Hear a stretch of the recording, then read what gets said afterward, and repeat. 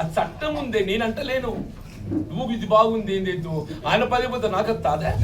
కాదు బాబు, ఆయన 10 పోతే నాకు రాదు. అడిగారు, ఆయన 10 పోతే నాకు రాదు. రాజ్యాంగం ఏం నిర్దేశిస్తుందో చర్చించుకుంటున్నాం. రాహుల్ గాంధీ గారు ఏం పేర్కొంటున్నో చర్చించుకుంటున్నాం.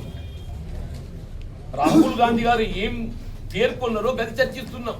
అంతే తప్ప ఏదైతుందో ఆయన 10 పోవాలి, ఆయన 10 పోతే నాకు వస్తుందా, నీకు వస్తుందా? ఎవరైనా చట్టాన్ని ఉల్లంఘిస్తే చట్టం తన పని తను చేసుకోవాలని కోరుకుంటాం. మీరు మొన్న అడుగు కూడా చెప్పింది, నేను స్పీకర్ గారి పరిధిలో ఉన్నది, స్పీకర్ గారు ఏది ఇస్తుందో వారు రాజ్యాంగ నిబంధనలకు అనుగుణంగా నిర్ణయం తీసుకుంటారు అని చెప్పి నేను భావిస్తున్నాను చెప్పాను. నేను నువ్వు ఎక్కడికి పట్టుకొచ్చి నౌకరు పోవాలని కోరుకుంటున్నావు అంటే ఏమన్నట్టు ఆయన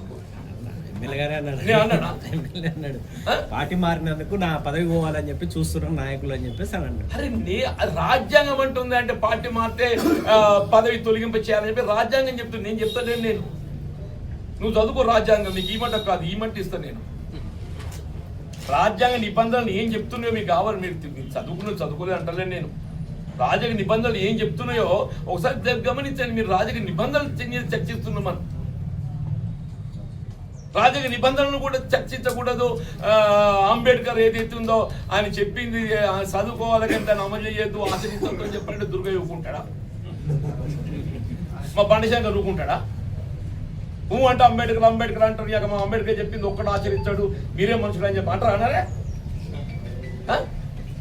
ఎందుకు 14th ఏప్రిల్ లాగానే పోయి అంబేద్కర్ గారికి జయంతి చేసుకుంటాం?